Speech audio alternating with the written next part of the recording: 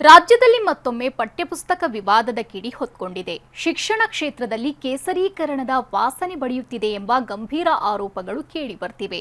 ಸಿಬಿಎಸ್ಇಯ 6ನೇ ತರಗತಿಯ ಕನ್ನಡ ಪಠ್ಯಪುಸ್ತಕವೀಗ ಭಾರೀ ಆಕ್ರೋಶಕ್ಕೆ ಗುರಿಯಾಗಿದೆ.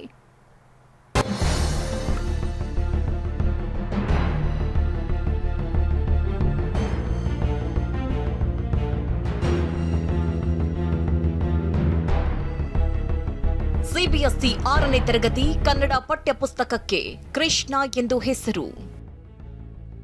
ಇದು ಶಿಕ್ಷಣದ ಕೇಸರೀಕರಣ ಎಂದು ಆರೋಪ. ಎನ್ಸಿಇಆರ್ಟಿ ಸ್ಪಷ್ಟನೆ.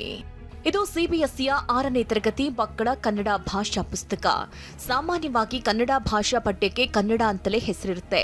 ಆದರೆ ಎನ್ಸಿಇಆರ್ಟಿ ಈ ಪುಸ್ತಕದ ಹೆಸರನ್ನ ಕೃಷ್ಣ ಅಂತ ಇಟ್ಟಿದೆ. ಶಿಕ್ಷಣ ತಜ್ಞರು ಆಕ್ಷೇಪ ವ್ಯಕ್ತಪಡಿಸಿದ್ದಾರೆ. ಬರೀ ಇದಿಷ್ಟೇ ಅಲ್ಲ, ಇನ್ನೂ ಹಲವು ಅಂಶಗಳ ಬಗ್ಗೆ ಆಕ್ಷೇಪ ಎತ್ತಿದ್ದಾರೆ. ರಾಜ್ಯದ ಶಿಕ್ಷಣ ತಜ್ಞರ ವಾದವೇನು?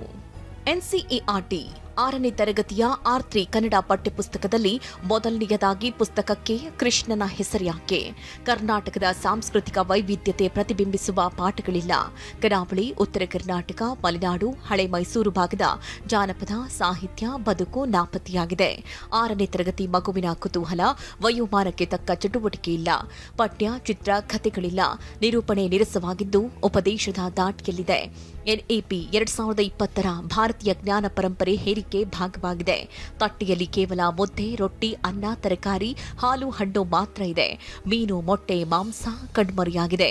ಸಾತ್ವಿಕ ಆಹಾರವೆಂದರೆ ರೊಟ್ಟಿ, ಹಾಲು, ತರಕಾರಿ ಎಂದು ಬ್ರೈನ್ ವಾಶ್ ತಂತ್ರವಾಗಿದೆ ಅಂತ ಕಿಡಿಕಾರಿದ್ದಾರೆ. ಈ ಪಠ್ಯವನ್ನ ತಕ್ಷಣ ಹಿಂಪಡೆಯುವಂತೆ ಆಗ್ರಹಿಸಿದ್ದಾರೆ. ಅದರ ಹೆಸರನ್ನ ಕೃಷ್ಣ ಅಂತ ಇಟ್ಟಿದ್ದಾರೆ. ಯಾಕದನ್ನ ಕೃಷ್ಣ ಅಂತ ಇಟ್ಟಿದ್ದಾರೆ ಅಂತ ತಾವು ಕೇಳಿದಿರಿ. ಅದನ್ನ ಅವ್ರಿಗೇನೆ ಕೇಳಬೇಕು. ಯಾಕೆಂತ ಹೇಳಿದ್ರೆ ಕರ್ನಾಟಕದ ಪರಂಪರೆಯಲ್ಲಿ ಪಂಪ, ಕುವೆಂಪು, ರನ್ನ, ಬಸವ ಬೇರೆಯವರ ಒಂದು ವೈಚಾರಿಕತೆಯ ನಾಡು ಇದು. ವೈಚಾರಿಕತೆ ಪರಂಪರೆ ಇಂದ ಬಂದಂಥ ನಾಡಿದು.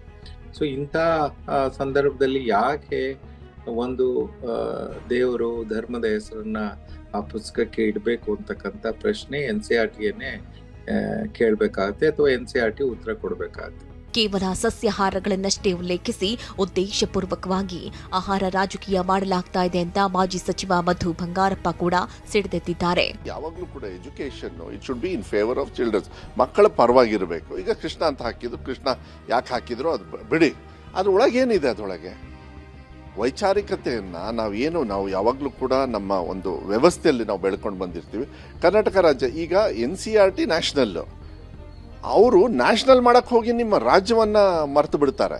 ನಾಳೆ ಒಂದ್ ದಿವಸ ಕುವೆಂಪು ಯಾರು ಅಂತ ಗೊತ್ತಿರಲ್ಲ ಮಕ್ಕಳಿಗೆ, ಮಹಾತ್ಮ ಗಾಂಧಿ ಯಾರು ಇರಲ್ಲ. ನಮ್ಮ ಕರ್ನಾಟಕದೊಳಗೆ ರನ್ನ, ಪಂಪ ನಾವೆಲ್ಲ ಚಿಕ್ಕವರು ಇರ್ಬೇಕಾದ್ರೆ ಕಲ್ತಿರ್ಬೋದು, ಇವಾಗೆಲ್ಲ ಕಮ್ಮಿ ಆಗೋಗ್ಬಿಟ್ಟಿದೆ. ಇನ್ನು ಆರೋಪಗಳಿಗೆಲ್ಲ ಎನ್ಸಿಇಆರ್ಟಿ ಸ್ಪಷ್ಟನೆ ಕೊಟ್ಟಿದೆ. ಎನ್ಸಿಇಆರ್ಟಿ ಸ್ಪಷ್ಟನೆ. ಕನ್ನಡ ಪಠ್ಯಪುಸ್ತಕಕ್ಕೆ ಕೃಷ್ಣ ಹೆಸರು ನದಿಯ ಆಧಾರದಲ್ಲಿ ನೀಡಲಾಗಿದೆ. ಹಿಂದಿಗೆ ಗಂಗಾ, ಇಂಗ್ಲಿಷ್ಗೆ ಕಾವೇರಿ, ಉರ್ದುವಿಗೆ ಜಮುನಾ ಹೆಸರು ನೀಡಿದ್ದೇವೆ. ಸ್ಥಳೀಯ ಸಂಸ್ಕೃತಿ ಮತ್ತು ಪರಂಪರೆಯ ಸಂಪರ್ಕಕ್ಕಾಗಿ ನಾಮಕರಣ ಮಾಡಿದ್ದೇವೆ. ನಾವು ಎಲ್ಲಿಯೂ ಸಸ್ಯಾಹಾರವನ್ನ ಸಮರ್ಥಿಸಿಲ್ಲ, ಮಾಂಸಾಹಾರವನ್ನ ವಿರೋಧಿಸಿಲ್ಲ. ಆರೋಗ್ಯವೇ ಸಂಪತ್ತು. ಅಧ್ಯಾಯದಲ್ಲಿ ಉತ್ತಮ ಆರೋಗ್ಯಕ್ಕೆ ಆಹಾರ, ವ್ಯಾಯಾಮದ ಅಗತ್ಯತೆ ಬಗ್ಗೆ ತಿಳಿಸಲಾಗಿದೆ.